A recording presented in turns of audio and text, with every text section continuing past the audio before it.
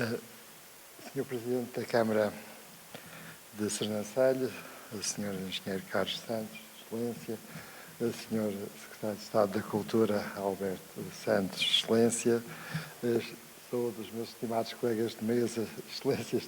excelentíssimos também, a professora Alicia do Alós e o professor Viado Sermeio Marques, que acompanham-me nesta sessão de lançamento. Sou também o Sr. Vereador da Cultura,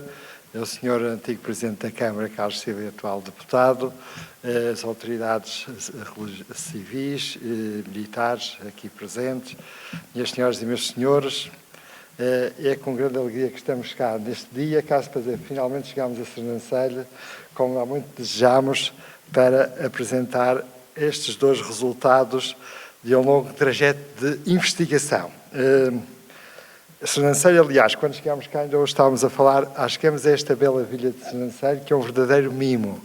Um mimo aqui da beira, que está tão bem arranjado, tão bem cuidado. Nota-se que aqui há um gosto pelas coisas da terra e nós sentimos logo, quando chegamos, bem acolhidos, porque esta vila realmente é um modelo de organização, de asseio, que muito prestigia o nosso país e também os políticos que a promovem, comprometidos com a sua comunidade. Portanto, foi sempre que vimos cá a Sernancelho, sentimos-nos bem e bem acolhidos e, portanto, podemos considerar que é um modelo. Dizemos isto porque é o que comentamos quando chegamos cá, não é nenhum favor, é uma constatação da realidade. Também, desde que começámos este projeto, sentimos bem acolhidos aqui em Sernancelho para levá-los em frente, desde a primeira reunião que tive com o antigo Presidente e o Sr. Vereador, que agora é Presidente Carlos Silva, fomos acolhidos da melhor maneira e sempre houve um grande empenho em saber mais deste projeto e de apoiar, no sentido de, por um lado, reconhecer a importância da valorização de uma figura como Marquês de Pombal e também ter nesta terra uma figura importante que estivesse aqui ligado e agora ligado, como se confirma, por nascimento. Mas como é que nós chegámos aqui e este projeto? Eu gostava de recordar que é no ano 2000, já há 25 anos, por volta do ano 2000, quando Kenneth Maxwell, que também publicou um importante texto aqui no Portugal Edificador, que publicou uma biografia de Pombal muito relevante e muito atual, talvez uma das mais prestigiadas a nível internacional pelo seu equilíbrio analítico, superando todas aquelas biografias mais apologéticas, ou contra ou a favor do Marquês de Pombal. E ele dizia, na altura, ele que investigou bem a história do século XVIII de Portugal e do Brasil, ele na altura disse, e eu nessa altura estava a fazer a minha tese de doutoramento, que implicava estudar a relação do Marquês de Pombal com os jesuítas, e também estava em contato com os arquivos, mas ele na altura fez umas declarações à imprensa e disse assim, devia ser um dever do Estado português editar as fontes pombalinas para recuperarmos a verdadeira estatura deste estadista que foi um dos maiores do seu tempo e sendo um dos maiores da história portuguesa e internacional. E ele dizia que os arquivos estavam soterrados, manuscritos e manuscritos da obra da mão do Marquês e que só poderíamos conhecer, para lá de toda a nebulosa das polémicas, do conflito das interpretações que graçam desde o tempo de Pombal até hoje na literatura, na história e na historiografia portuguesa, especialmente com maior incidência no século XIX, devido às correntes que, entretanto, se degladiaram entre si, a corrente filo-pombalina e pombalina, e ele disse que a melhor forma de recuperar a verdadeira estatura é realmente publicar as fontes primeiras, as fontes pombalinas. E dizia que esse trabalho já tinha sido feito por outros grandes estadistas europeus, já desde o século XIX, e que nós estávamos 200 anos atrasados em relação a isso. E ele voltou a dizer que devia ser um dever do Estado português, porque temos aqui uma figura de grande relevo mundial e que está um pouco soterrada e obscurecida e envolta em polémicas dos que o apreciam ou dos que o combatem ou denigrem e querem, por cima, superar todas essas visões e deixar de... Ele dizia outra coisa interessante e que é bem verdade. Nós, nestes últimos 2, 3 séculos, conhecemos mais Pombal através da comida requentada do que a partir das fontes primárias. O que é a comida requentada? A partir do que disseram, repetindo os mesmos erros, os mesmos estereótipos, etc. E nós sabemos, nós que somos historiadores, estudiosos, só conseguimos renovar o conhecimento histórico se formos às fontes, revisitarmos as fontes, as editarmos criticamente e assim permitimos conhecer uma figura, um acontecimento, para além da nebulosa das polémicas e das interpretações. E foi a partir daí que, com base nesse repto, e depois de eu também verificar, a partir das minhas investigações, que havia realmente muita documentação, que em 2005 propus o primeiro projeto de edição da obra completa pombalina, e fomos agregando pessoas, colegas, especialistas que realmente se foram entusiasmando, e eu tenho que agradecer muito a todos os que aderiram e acreditaram que este projeto era viável e possível, e fomos pouco a pouco, falando com instituições, com potenciais mecenas, com conversas várias,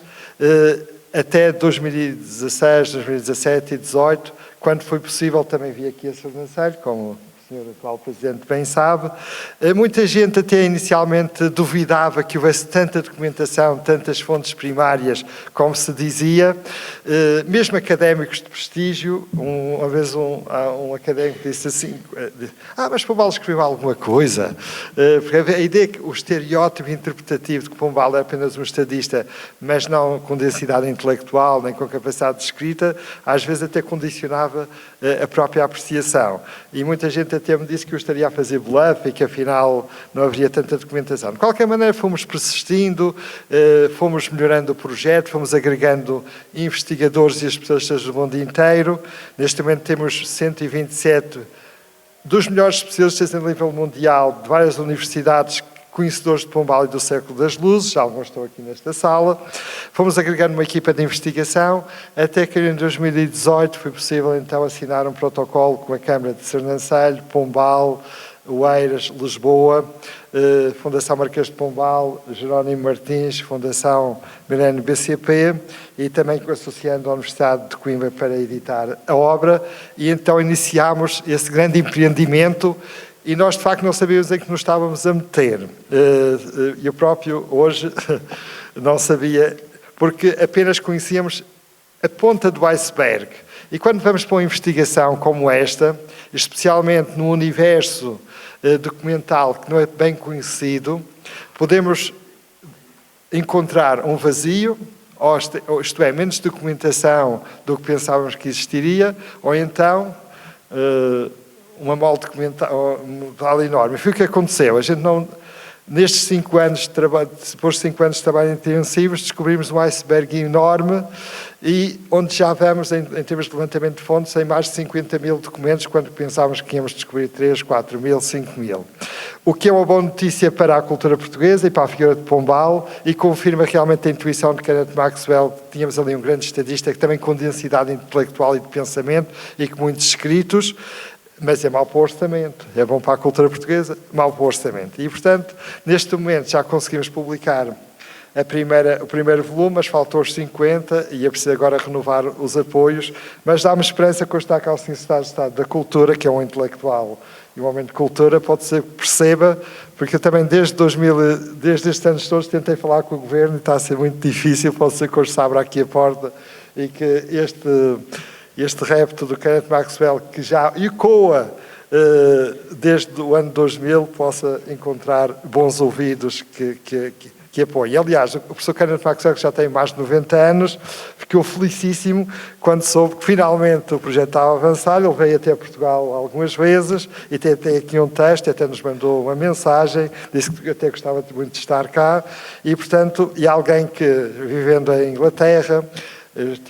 tendo sido professor em Harvard e em outras grandes instituições académicas, conhece bem aquilo que é a história política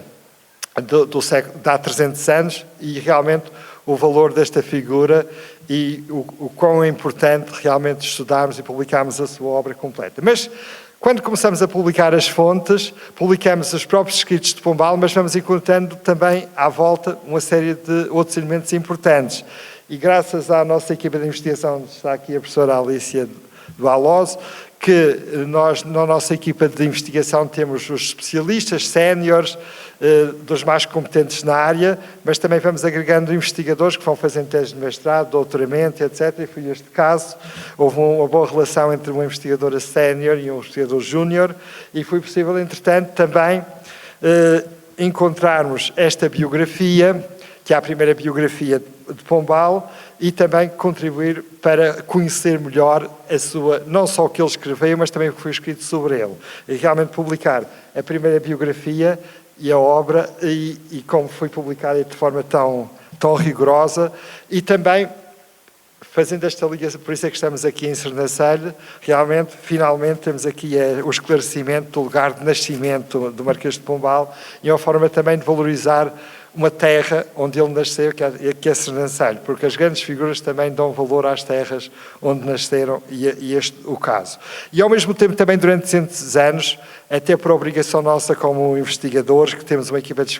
investigação para formar, fomos não só levantando a documentação, começando a publicar aquilo que poderia ser relevante para além da própria obra completa, que está agora prevista para 50 volumes, mas também publicando outros manuscritos relevantes para compreendermos melhor Pombal. E este, sem dúvida, é um dos mais relevantes, porque sendo a primeira biografia e tendo sido,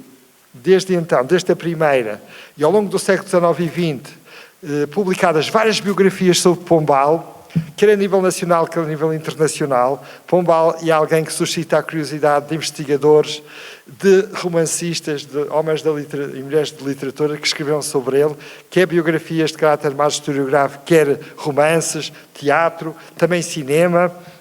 E, portanto, o Marquês de Pombal tem uma grande fortuna crítica e, portanto, ainda continua a inspirar e ser motivo de interesse e de estudo. Ele realmente tem uma recepção absolutamente extraordinária, aliás, que é explicada aqui num capítulo deste livro pelo professor Luís Eduardo Oliveira. E, portanto, ao longo destes anos, nós também, então, fomos não só publicando elementos adicionais que fomos encontrando, mas também fazendo um conjunto de estudos e também organizando eventos para que fossem ao mesmo tempo formativos da própria equipa, fosse uma oportunidade de partilhar aquilo que íamos, entretanto, investigando nos arquivos, mas também dar a conhecer à comunidade mais alargada e tornar também isso instrumentos de formação, instrumentos pedagógicos, junto de quem se interessa para conhecer melhor a nossa história, também nas escolas, nas universidades, etc. Por isso organizámos também o Ciclo Internacional de Estudos Pombalinos, de Seminários Pombalinos, que ocorrem regularmente, as Conferências Internacionais Pombalinos e os Simpósios Pombalinos. E também neste quadro, também foi possível criar pela primeira vez uma cátedra do Marquês de Pombal, precisamente na Universidade Federal de Sergipe, apoiada pelo Instituto Camões, e, portanto, também é outro instrumento de divulgação e de conhecimento do Pombal e do século XVIII e de toda essa problemática. O que é que quer dizer isto? Quer dizer com isto que este projeto não só está a contribuir para levantar, conhecer e publicar os escritos sobre o Marquês de Pombal, mas também está a ajudar a renovar o conhecimento sobre o século XVIII, sobre aquele período, sobre a nossa história e também internacionalizar este conhecimento, dar a conhecer a nível internacional, que é muito importante. Aliás, como dizia Kenneth Maxwell, este é uma das figuras maiores da história política nossa e, portanto, com dimensão internacional, e nós como país também devíamos nos esforçar por dar a conhecer. E, portanto, está a haver uma verdadeira renovação dos estudos pombalinos e estamos a fazer este caminho com o reconhecimento também internacional e hoje aqui é esse momento importante também de apresentação à comunidade de Sernancelho, portanto, estes resultados que são constituídos em edição com a melhor qualidade possível, porque felizmente, e um aspecto que eu gostava de salientar, na equipa científica de investigação, nós temos os melhores investigadores e mais qualificados nas várias áreas, porque para fazer uma publicação, o levantamento e a edição criticamente anotada da obra completa pombalina é preciso ter especialidades várias e raras já hoje na nossa academia, nomeadamente a especialidade na área da paleografia, e temos a professora Alicia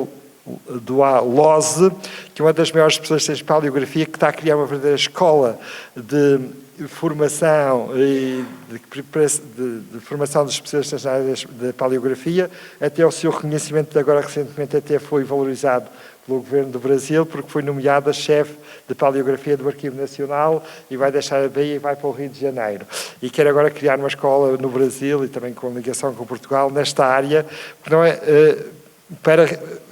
E porquê é que a paleografia é uma especialidade muito rara e muito importante? Porque a paleografia, a especialidade paleográfica nas suas vários âmbitos, como aqui se viu, e não basta saber ler escrita antiga, mas também perceber a materialidade dessa escrita, conhecer o papel onde foi produzido, e assim é que se pode fazer descobertas extraordinárias e certificar a veracidade, o crédito das autorias, dos manuscritos, daquilo que chegou até nós. Porque quem dá a matéria-prima aos historiadores, aos especialistas em literatura, são os paleógrafos, porque eles é que permitem transcrever, editar de forma credível aquilo que são os manuscritos que estão enterrados nos nossos arquivos de outros séculos, em que nós, que não somos formados em paleografia, não somos capazes de ler nem compreender. E, portanto, ter uma especialidade esta é fundamental. Mas depois temos colegas formados em filosofia, em história, em linguística, em direito, em latim, em francês antigo, em inglês antigo. Portanto, uma série de especialidades que implicam para compreendermos plenamente estes textos, o seu contexto, e editá-los de forma qualificada para serem lidos e compreendidos pelos leitores contemporâneos. Esse trabalho que estamos a realizar com muito empenho, entusiasmo e dedicação, mas também vencendo muitos obstáculos e tentando continuarmos a acreditar no projeto perante muitos nãos, perante muitas dúvidas que muitos levantam, mas por isso é que hoje em dia é um dia muito importante estarmos aqui a apresentar estes resultados. E nesse sentido eu quero então deixar o meu verdadeiro e sentido agradecimento à Câmara de Sernancelho, na pessoa do seu Presidente e do seu Executivo, que, como disse, desde a primeira vez que apoiaram este projeto, e sendo uma Câmara pequena, foi aquela que talvez com mais entusiasmo aderiu e se empenhou. E tem acompanhado agora este esforço que estamos a fazer de renovação dos apoios para continuarmos e levarmos a bom termo este projeto, para não acontecer como às vezes acontece muito em Portugal. Começa-se muitos projetos grandes, mas depois nunca se acabam, porque não há continuidade de financiamento e porque nós, quando vemos uma coisa que é importante a nível da cultura, achamos todos muito bonito, mas depois, quando chega o momento de apoiar, há sempre dificuldades, porque também vamos dizer e sejamos verdades. Eu, como costumo dizer, é muito mais fácil em Portugal arranjar financiamentos para música pimba do que para obras de cultura, como deve ser. E isso eu sinto, está aqui o Sr. Alexandre, aproveito para dizer, sabe que isso é verdade. E às vezes gasta-se muito dinheiro em coisas que não permite desenvolver a cultura no sentido mais genuíno e mais profundo, e às vezes apoia-se coisas, sempre, com todo o respeito pela música pimba. Atenção. E quero deixar isto bem claro. E nós em Portugal, como volto a dizer, estamos atrasados 200 anos neste tipo de trabalho que eu chamo de trabalho de Casa da Cultura Portuguesa, que é publicar de forma plena aquilo que foram a herança cultural dos nossos maiores criadores, quer escritores, quer músicos, quer estadistas. Isso já foi feito por França, pela Alemanha, pela Inglaterra no século XIX. E nós ainda estamos a fazer este trabalho com muita dificuldade e, portanto, fazer este trabalho é uma forma também de recuperarmos aquilo que foi o nosso legado cultural, feito por aqueles que nos precederam, e isso também ajudará a ultrapassarmos o que eu considero um certo complexo de minoridade cultural que nós temos, em que nós somos muito mais ágeis em traduzir e publicar o que os clássicos estrangeiros fizeram, porque temos a ideia que eles são sempre melhores do que nós, e esquecem, os nossos estão soterrados nos arquivos e não fazemos nada para publicarmos. E quando os publicarmos na sua verdadeira estatura e dimensão, vamos perceber que afinal também temos clássicos, sejam Vieira, sejam Herculano, sejam Damião de Góes. Estou a pensar em grandes figuras do nosso pensamento, da nossa cultura, ou um Pombal, ou outros estadistas que têm uma estatura semelhante a grandes estadistas internacionais. Mas nós, como não os conhecemos, nem trabalhamos para os publicar, achamos que os outros são sempre melhores do que nós. E isso é o problema do nosso prevencionismo atávico, que temos que superar, e isso é que faz a nossa minoridade cultural. E aqui há um trabalho, entre outros, que há que fazer, e, portanto, estamos a contribuir para tentar valorizar aquilo que é a nossa herança histórica, as nossas figuras maiores, para que assim também, no presente, as gerações mais novas sintam também orgulho do nosso passado, o conheçam melhor e possam continuar a construção do nosso país para se tornar um país que realmente possa ser um país desenvolvido e não nos envergonhemos perante aqueles que outros países maiores, não nos envergonhamos perante eles porque consideramos que somos menores, que em muitos aspectos não somos. E Pombal também foi essa figura que quis contribuir para recuperar, para ultrapassar esse complexo de minoridade. E as formas pombalinas que ele fez, todas as formas que ele promoveu, foi para tentarmos ultrapassar o nosso complexo de atraso em relação ao que ele chamava a Europa, avançada e culta, e, portanto, se publicarmos também, contribuímos para recordarmos esta figura, pode ser que nós recuperemos a nossa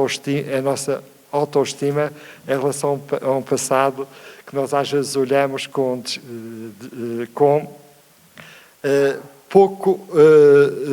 algum sentido de complexo de inferioridade. E, portanto, isto não se trata, mas quero deixar também claro, não se trata agora de fazer uma apologia do passado, trata-se de valorizar aquilo que deve ser valorizado e criticar aquilo que deve ser criticado de forma equilibrada e sem visões interpretativas simplificadas, estereotipadas. Temos que continuar a olhar para o nosso, fazer um esforço de olhar para o nosso passado, procurando superar aquilo que eu chamo a interpretação através de estereótipos e procurando compreendê-lo na sua complexidade para que também possamos olhar o presente e o futuro numa perspectiva também mais procurando construí-lo também nessa lógica de uma visão mais abrangente, mais completa, procurando que nós hoje em dia também sejamos, como os nossos maiores foram, protagonistas empenhados e dedicados de melhoramento do nosso país. Muito obrigado pela vossa atenção.